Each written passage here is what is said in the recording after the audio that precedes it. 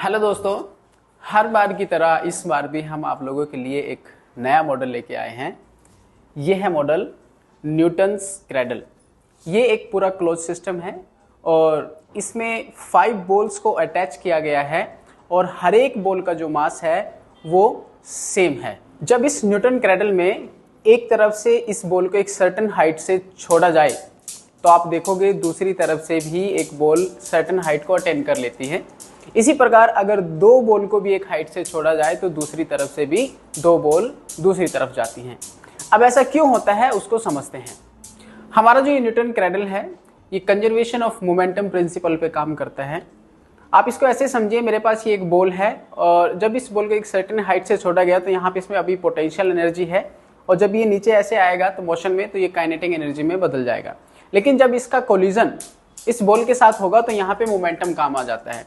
तो जब एक बॉल का मोमेंटम लगाया गया तो क्योंकि सभी बॉल का जो मास है वो सेम है, इसलिए इसने अपना मोमेंटम सेकंड बॉल को ट्रांसफर किया, फिर थर्ड को, फिर फोर्थ को एंड लास्ट। और लास्ट वाले के पास कुछ था ही नहीं तो इसलिए ये दूसरी तरफ ऐसे ऊपर की तरफ चला जाता है।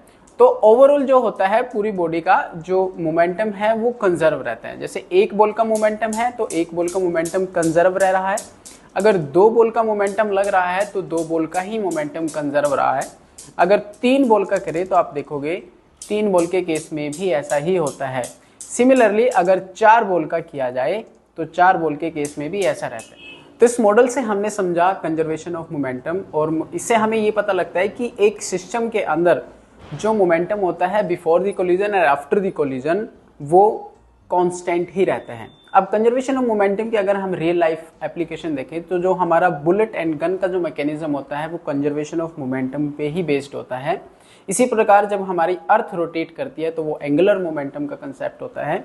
सिमिलरली जब एक रॉकेट को लॉन्च किया जाता है तो वहाँ पर भी हमारा जो कंजर्वेशन मोमेंटम रहता है वो कांस्टेंट ही रहता है। तो ये हमारी डेली लाइफ कुछ एप्लीकेशन होती है और एक एप्लीकेशन और होती है कि जब हम 2 बॉल को ऐसे कोलिजन कराते हैं तो उसमें भी जो ओवरऑल जो मोमेंटम रहता है वो कांस्टेंट ही रहता है। तो ये था हमारा न्यूटन्स क्रैडल। होपफुली आप लोगों को समझ में आया होगा।